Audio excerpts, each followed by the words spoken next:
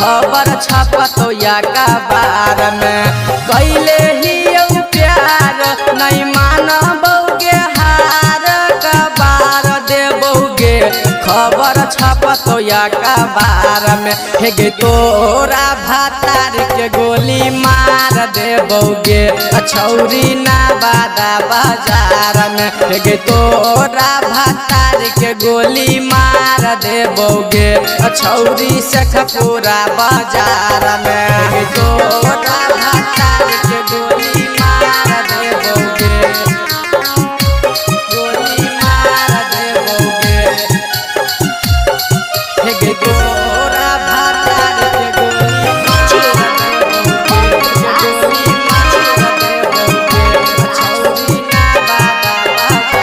धोखा दे के गेलही दोसरा के पास गे छौरी हमर जिंदगी के कैली सत्यानाश गे छौरी तोरो ने छोड़बो धोखा दे के गेलही दोसरा के पास गे छौरी हमर जिंदगी के कैली सत्यानाश गे छौरी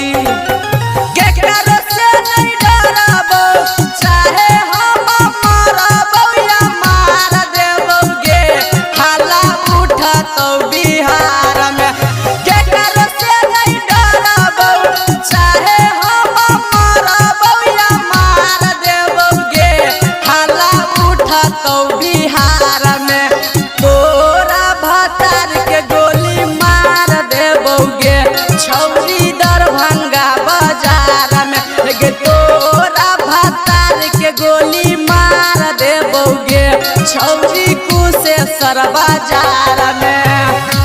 छौरी कुशेश्वर बाजार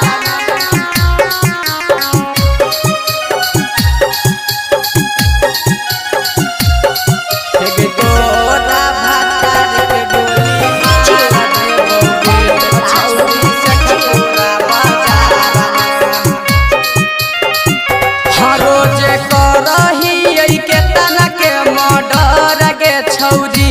हमारा लागै नहीं है के करो से डर गे छौरी रोज करही के तना के मर्डर गे छौरी हमारा जान है जिला जवार गे छौरी रोशना संग विकास कह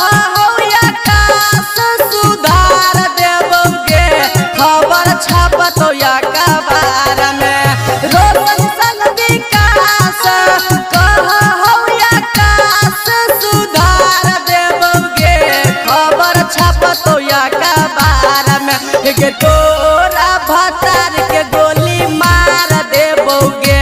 छौरी सिमराही बाजार में हेगे तोरा भातार के गोली मार देबोगे